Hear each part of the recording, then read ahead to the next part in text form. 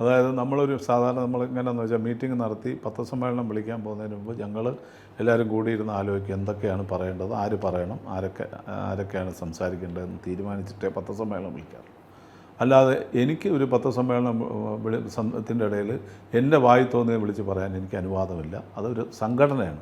സംഘടനയുടെ തീരുമാനം, സംഘടന മാത്രമല്ല എല്ലാ സംഘടനകളും കൂടെയുള്ള തീരുമാനമാണ്.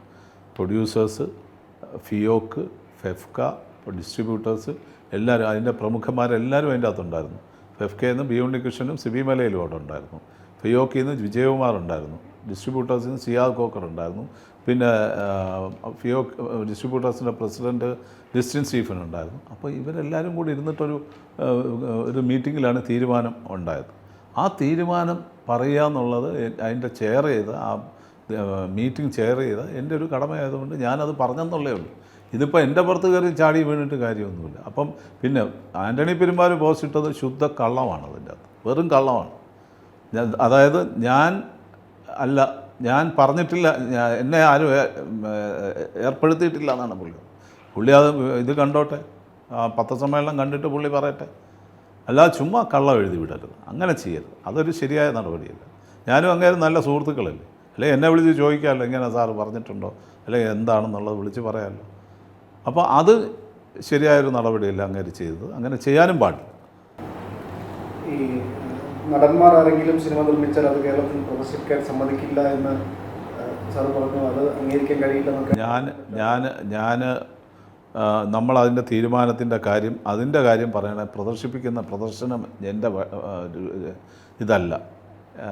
ഞാൻ പ്രൊഡ്യൂസറുടെ ആളാണ്. പ്രദർശിപ്പിക്കില്ല എന്ന് പറയാൻ അതിന് പ്രാപ്തരായിട്ടുള്ളത് പ്രദർശനശാലകളുടെ ആൾക്കാരാണ്.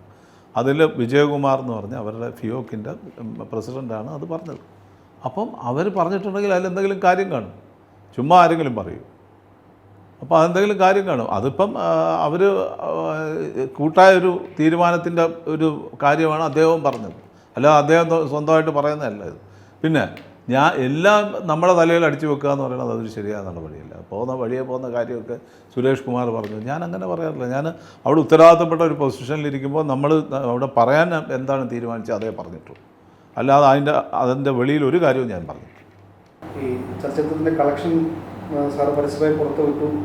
അത് ബിസിനസ്സിനെ ബാധിക്കുന്ന തരത്തിലാണ്, അല്ലെങ്കിൽ തങ്ങളുടെ ബിസിനസ്സിനെ പറ്റി എന്തിനും പുറത്ത് പറയണമെന്ന ഒരു ആരോപണം കൂടി അദ്ദേഹം പറഞ്ഞിട്ടുണ്ട്. അല്ല, ഞാൻ ചോദിച്ചു നോക്കിയിട്ട്, സിനിമ പൊതുവേ ഇവിടെ ഓരോരുത്തർ പടം പിടിക്കാൻ വരുന്നത് എങ്ങനെയാണ്? ഒരു പടം പിടിക്കാൻ വരുന്നത് വലിയ കാശ് ഇവിടുന്ന് വാരിക്കോരി കൊണ്ടുപോകാമെന്നും പറഞ്ഞാണ് വരുന്നത്. അവരെ തെറ്റിദ്ധരിപ്പിച്ച് കൊണ്ടുവരികയാണ്. പലരെയും തെറ്റിദ്ധരിപ്പിച്ചാണ് ഇവിടെ കൊണ്ടുവരുന്നത്. സിനിമ നിർമ്മിക്കാമെന്ന് പറഞ്ഞ് വരുന്നവരൊക്കെ തെറ്റിദ്ധരിക്കപ്പെടുകയാണ്. അപ്പോൾ അവർക്കൊരു നേർവഴി കാണിച്ചു കൊടുക്കാനാണ് ഞങ്ങളുടെ അസോസിയേഷൻ ഇരിക്കുന്നത്. ഒരാൾ വരികയാണെങ്കിൽ ഈ പടം നിങ്ങൾ എടുക്കാൻ പോകുന്നത് നിങ്ങൾക്കത് പ്രശ്നങ്ങളുണ്ടാവുമെന്ന് പറഞ്ഞു കൊടുക്കണം അവർക്ക്. പിന്നെ അവരെടുത്തോട്ടെ, അതല്ല വേറെ ഒന്നുമല്ല. അവർക്ക് എടുക്കണം എന്നുള്ളവർ പടം എടുക്കാൻ വരുന്നവർ എടുത്തിട്ടേ പോകത്തുള്ളൂ.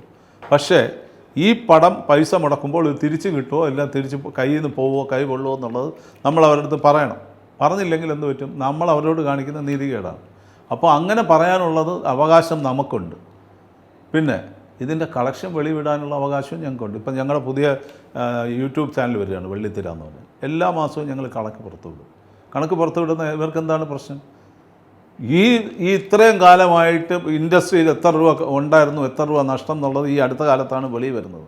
അതിന് മുമ്പൊന്നും ഒരു കണക്കുമില്ല ഇൻഡസ്ട്രി, ഗവൺമെൻറ്റിനുമില്ല, ആർക്കുമില്ല. അത് ഞങ്ങൾ കണക്കുണ്ടാക്കുകയാണ്. ഇപ്പോൾ 28 പടം ഇറങ്ങിയതിൽ 2 പടം ഇപ്പം അവസാനമാണ് റിലീസ് ചെയ്തത്. നമ്മുടെ പൊന്മാനും ഒരു ജാതകവും. അതും തർക്കേടില്ലാത്ത കളക്ട് ചെയ്ത പടങ്ങളാണ്. അതിൻ്റെ കളക്ഷൻ 31-ാം തീയതി വരെയുള്ള കളക്ഷനെ ഞങ്ങൾ ഇപ്പോൾ വെളിവിട്ടുള്ളൂ. അതിനുശേഷവും അത് കളക്ട് ചെയ്തിട്ടുണ്ട്. തർക്കേടില്ലാത്ത പോയ പടങ്ങളാണ് ഇത് രണ്ടും. അതും അടുത്ത ഇതിൽ വരുമ്പോഴത്തേക്ക് ആ കളക്ഷൻ വരും.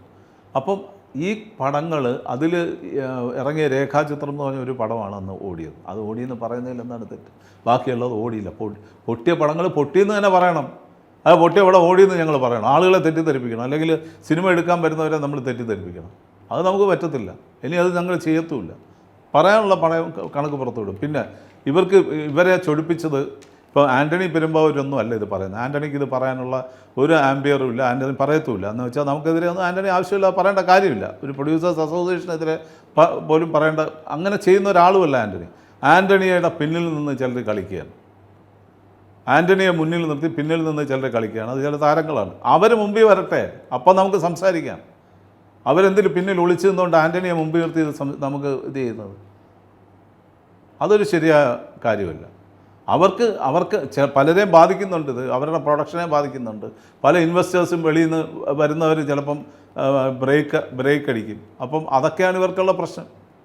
പലരും വെളിയിൽ നിന്നുള്ള പല ഇൻവെസ്റ്റേഴ്സിനെ കൊണ്ടുവന്നാണ് ഇവിടെ ഈ പടം ചെയ്യുന്നത്. അപ്പോൾ ഈ പടങ്ങളൊന്നും ആ ഇൻവെസ്റ്റേഴ്സിൻ്റെ അടുത്തൊക്കെ വലിയ വാഗ്ദാനങ്ങളൊക്കെ നൽകിയാണ് പലരും വരുന്നത്.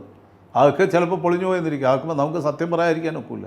ഇപ്പം 100 കോടി ക്ലബ്ബെന്ന് പറയുന്നത് 100 കോടി ക്ലബ്ബിൽ കളക്ട് ചെയ്ത് 100 കോടി കളക്ട് ചെയ്ത ഒരു പടം ആരെങ്കിലും കാണിച്ചിട്ട് കളക്ട് ചെയ്യുക എന്ന് പറഞ്ഞാൽ ഗ്രോസ് കളക്ഷനല്ല. വല്ലവർക്കും കിട്ടുന്ന ഗവൺമെൻറ്റിന് കിട്ടുന്ന പൈസയും കൂടെ നമ്മുടെ അക്കൗണ്ടിൽ എഴുതാനൊക്കില്ലല്ലോ. എക്സിബിറ്ററിന് കിട്ടുന്ന പൈസ നമ്മുടെ അക്കൗണ്ടിന് എഴുതാനൊക്കൂ. നമ്മുടെ കണക്ക് ബുക്കിൽ എത്ര വരും എന്നുള്ളതാണ് നമ്മുടെ കണക്ക്. പ്രൊഡ്യൂസറിന് കിട്ടുന്ന ഷെയർ 1 രൂപ കളക്ട് ചെയ്യുമ്പോൾ പ്രൊഡ്യൂസറിന് കിട്ടുന്ന 30 പൈസയാണ്. അല്ലെങ്കിൽ 25-നും 30-നും അടക്കേ ഉള്ളൂ. പബ്ലിസിറ്റിയും കൂടെ കുറച്ചാൽ ഒരു 27 പൈസ പ്രൊഡ്യൂസറിന് വരത്തുള്ളൂ. ഇതൊരു സത്യമാണ്. ഈ സത്യം ഞങ്ങൾക്ക് പറയാൻ പാടില്ലേ?